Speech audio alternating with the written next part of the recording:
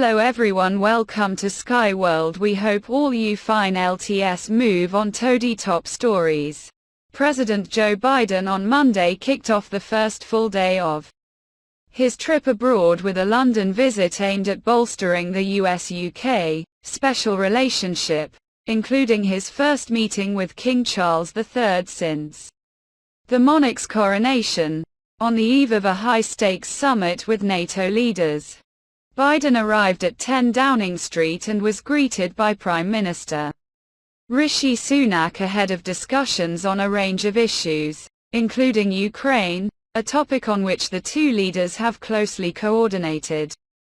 Biden recounted all of the places he's met with Sunak, from San Diego, California, to Belfast, Northern Ireland, to Hiroshima, Japan, to Washington, D.C., 6 times. In the 6 months since the Prime Minister took office, couldn't be meeting with a closer friend or greater ally. Got a lot to talk about, Biden said, adding, our relationship is rock solid.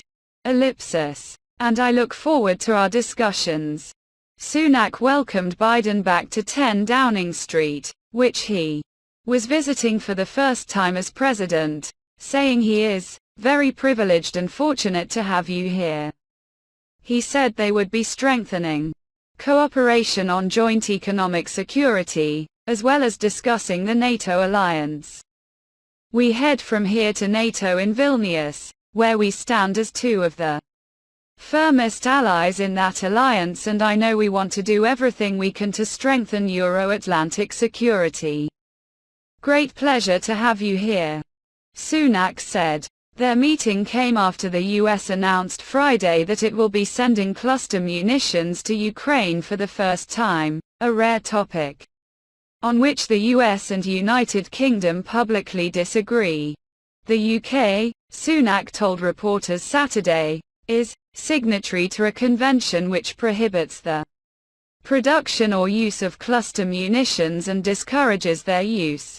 Sunak continued, we will continue to do our part to support Ukraine against Russia's illegal and unprovoked invasion, but we've done that by providing heavy battle tanks and most recently long-range weapons, and hopefully all countries can continue to support Ukraine. National Security Advisor Jake Sullivan downplayed any concern that Biden's decision to send cluster munitions would present any fracture with allied countries that oppose the use of such equipment, suggesting that Sunak was stating a legal position, as he highlighted broader US-UK unity. The Prime Minister stated the UK's legal position, that they are a signatory to the Oslo Convention. The United States is not. That being a signatory means discouraging the use of these weapons.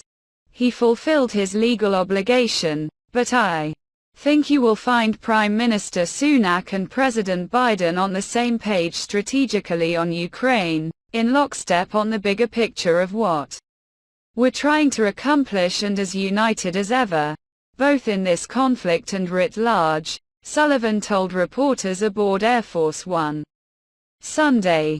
Sullivan noted that the US has not received any negative feedback from NATO allies regarding the decision.